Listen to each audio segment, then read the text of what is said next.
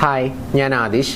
ഇന്ന് നമ്മൾ ഡിസ്കസ് ചെയ്യാൻ പോകുന്നത് കുറച്ച് ക്വസ്റ്റ്യൻസും ആ ക്വസ്റ്റ്യൻസിനുള്ള ആൻസേഴ്സുമാണ്.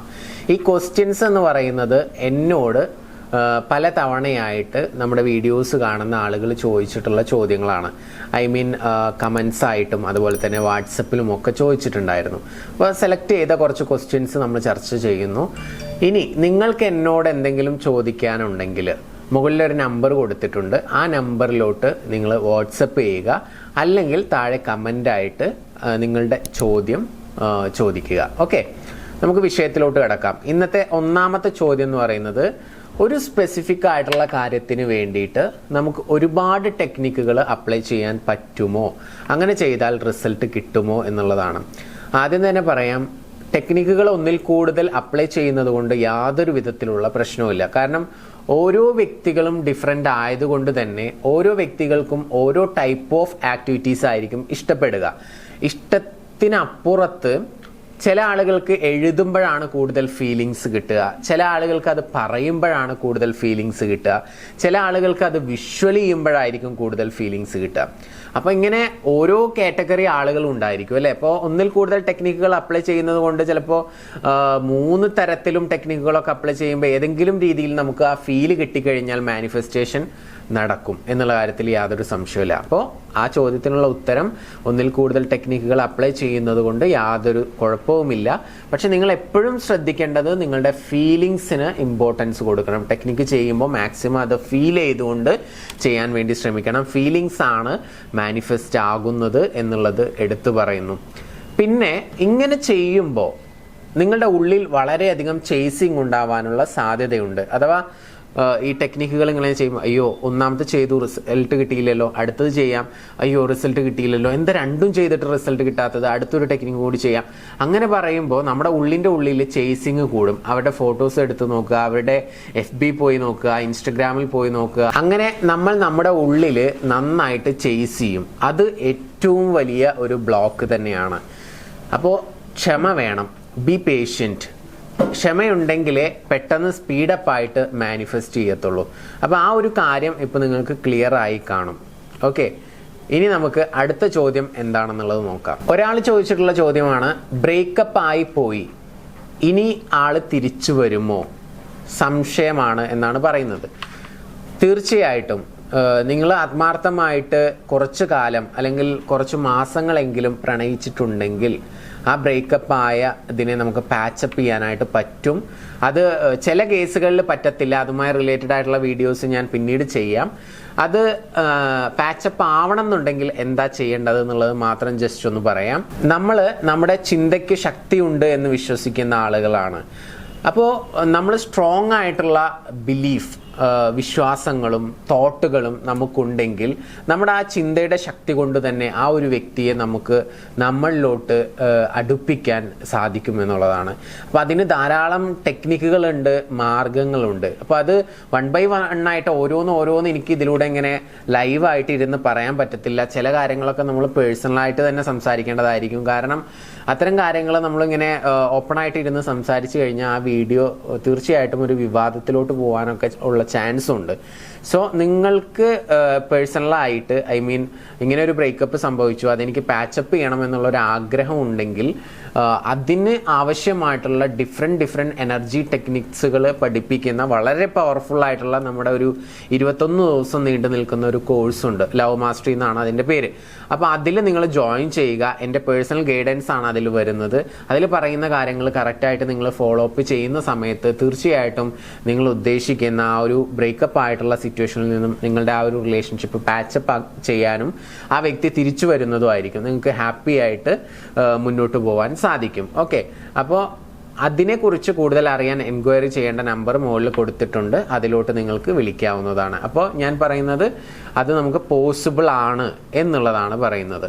ഇനി അടുത്തതായിട്ട് ഒരു ചോദ്യം ഒരാൾ ചോദിച്ചിട്ടുള്ളത്, നമ്മുടെ ഭാഗത്താണ് മിസ്റ്റേക്ക് എന്ന് വിചാരിക്കുക, അതിൻ്റെ പേരിലാണ് ബ്രേക്കപ്പ് ആയിട്ടുള്ളതെങ്കിൽ ആ വ്യക്തി തിരിച്ചു വരുമോ ഇല്ലയോ എന്നുള്ളതാണ് ചോദിച്ചിട്ടുള്ളത്. അപ്പോൾ നമ്മൾ ആ ഒരു കേസ് എന്താണെന്നുള്ളത് വ്യക്തമായിട്ട് പഠിക്കാതെ ഇതിനൊരു ആൻസർ പറയാൻ പറ്റത്തില്ല. അപ്പോൾ ചില ആളുകളെ സംബന്ധിച്ചിടത്തോളം അവർക്ക് ഒരിക്കലും അക്സെപ്റ്റ് ചെയ്യാനോ ഒരിക്കലും അംഗീകരിക്കാനോ കഴിയാത്ത ഒരു പ്രവൃത്തിയാണ് നിങ്ങളുടെ ഭാഗത്തു നിന്ന് ഉണ്ടായിട്ടുള്ളത് എന്ന് വിചാരിക്കുക. നിങ്ങളെ വളരെയധികം വിശ്വസിച്ച ഒരു വ്യക്തിയാണ്, നിങ്ങൾ അവരെ ചീറ്റ് ചെയ്തു, നിങ്ങൾക്കൊരു വേറൊരു ബന്ധം ഉണ്ടായിരുന്നു, അത് അവർ കണ്ടു, അത് റിയലൈസ് ചെയ്തു എങ്കിൽ ചിലപ്പോൾ ആ ഒരു പിന്നെ നമ്മൾ എന്തൊക്കെ ചെയ്തിട്ടും ആ ഒരു റിലേഷൻഷിപ്പ് പാച്ചപ്പ് ചെയ്യാൻ കുറച്ച് പ്രയാസമാണ്. അത് ആ വ്യക്തിയെ സംബന്ധിച്ച് ഇരിക്കും കേട്ടോ. ചില ആളുകൾ വളരെ സ്ട്രോങ് ആയിരിക്കും, ചില ആളുകൾ അത് പിന്നീട് കുറച്ച് കഴിയുമ്പോൾ മനസ്സൊക്കെ മാറി നമ്മൾ ക്ഷമയ്ക്ക് ചോദിക്കുന്ന സമയത്ത് ഓക്കെ എന്ന് പറയുന്ന ആളുകളുണ്ട്. അപ്പോൾ അത് ബേസ്ഡ് ഓൺ വ്യക്തിയെ സംബന്ധിച്ചിടത്തോളമാണ് അത് പാച്ചപ്പ് ആക്കാൻ പറ്റുമോ ഇല്ലയോ എന്നുള്ളത് നമുക്ക് പറയാനായിട്ട് സാധിക്കത്തുള്ളൂ. അപ്പോൾ നിങ്ങളുടെ ഭാഗത്ത് മിസ്റ്റേക്ക് വന്നതുകൊണ്ട് അത് പാച്ചപ്പ് ആക്കാൻ കഴിയില്ല എന്ന് നമുക്ക് പറയാനും പറ്റത്തില്ല. കാരണം എന്താണെന്ന് വെച്ച് കഴിഞ്ഞാൽ ഓരോ ആളുകളുടെ ചിന്തകളും നമ്മൾ ഓരോ നിമിഷവും മാറിക്കൊണ്ടിരിക്കുകയാണ് അല്ലേ.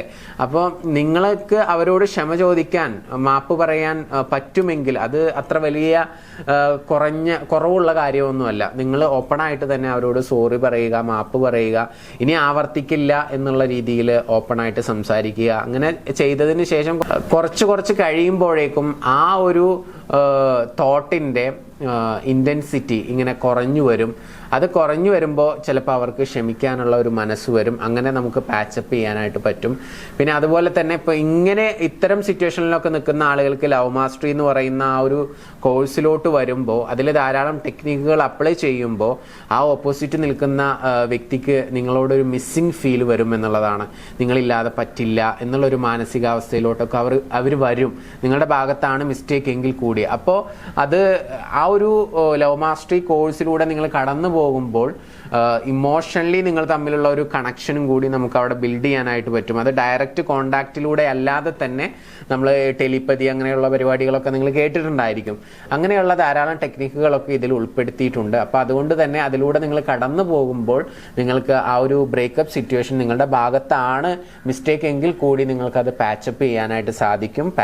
ഇപ്പോഴും ഞാൻ എടുത്തു പറയുന്നു, പാച്ചപ്പ് ചെയ്യാൻ കഴിയാത്ത സാഹചര്യങ്ങളും ഉണ്ട്. അത് ബേസ്ഡ് ഓൺ വ്യക്തിയെക്കുറിച്ച് വ്യക്തമായി നമ്മൾ പഠിച്ചതിന് ശേഷം മാത്രമേ നമുക്ക് പറയാൻ സാധിക്കത്തുള്ളൂ. 100% എല്ലാ കേസുകളും ശരിയാവും എന്നും നമ്മൾ പറയുന്നില്ല.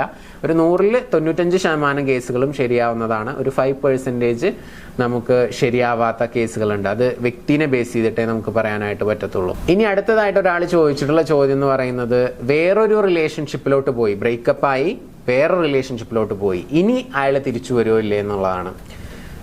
അതിന് വ്യക്തമായിട്ട് പറയുകയാണെന്നുണ്ടെങ്കിൽ ആരുടെ കൂടെയാണോ അവരിപ്പോൾ ഉള്ളത് അവരുടെ കൂടെ ഹാപ്പി ആണെങ്കിൽ, നിങ്ങളെക്കാൾ കൂടുതൽ കെയർ ചെയ്യുന്നുണ്ട്, നിങ്ങളെക്കാൾ കൂടുതൽ സ്നേഹിക്കുന്നുണ്ട്, കംഫർട്ടബിൾ ആണ് എങ്കിൽ തിരിച്ചു വരിക എന്ന് പറയുന്നത് വളരെ കുറവാണ് ആ ഒരു സാഹചര്യത്തിൽ.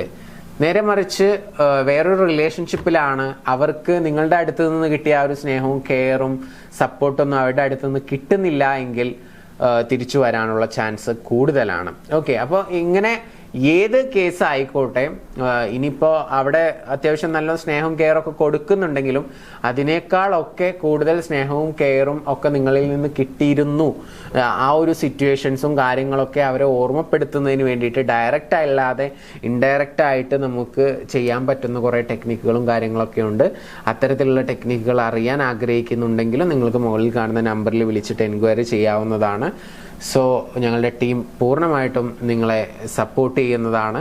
നിങ്ങളുടെ റിലേഷൻഷിപ്പിൽ എന്ത് ഇഷ്യൂസ് ഉണ്ടെങ്കിലും അത് ഓപ്പണായിട്ട് പറയുക. ഞങ്ങളുടെ പക്കൽ സൊല്യൂഷൻ ഉണ്ട്. അത് ഹീൽ ചെയ്യുക, സന്തോഷത്തോടു കൂടിയിട്ട് ജീവിതത്തിൽ മുന്നോട്ട് പോവുക.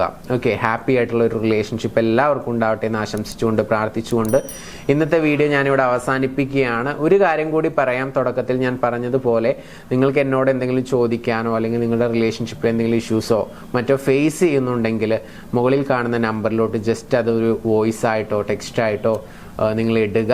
അതുമായിട്ട് റിലേറ്റഡ് ആയിട്ടുള്ള ടോപ്പിക്സ് ഞാൻ ചെയ്യാൻ വേണ്ടി ശ്രമിക്കാം. നിങ്ങൾക്ക് ആ വീഡിയോസ് വരുന്നതിന് മുമ്പ് തന്നെ ഇൻസ്റ്റൻ്റ് ആയിട്ടുള്ള എന്തെങ്കിലും സൊല്യൂഷൻസോ കാര്യങ്ങളോ വേണമെന്നുണ്ടെങ്കിൽ അവരോട് തന്നെ ചോദിച്ചാൽ അവർ തന്നെ അത് ഗൈഡ് ചെയ്ത് തരും, നിങ്ങൾ എന്താണ് ചെയ്യേണ്ടത് എന്നതിനെ പറ്റി. അപ്പോൾ നമുക്ക് പുതിയ വീഡിയോ ആയിട്ട് വീണ്ടും കാണാം. Thank you, namaste.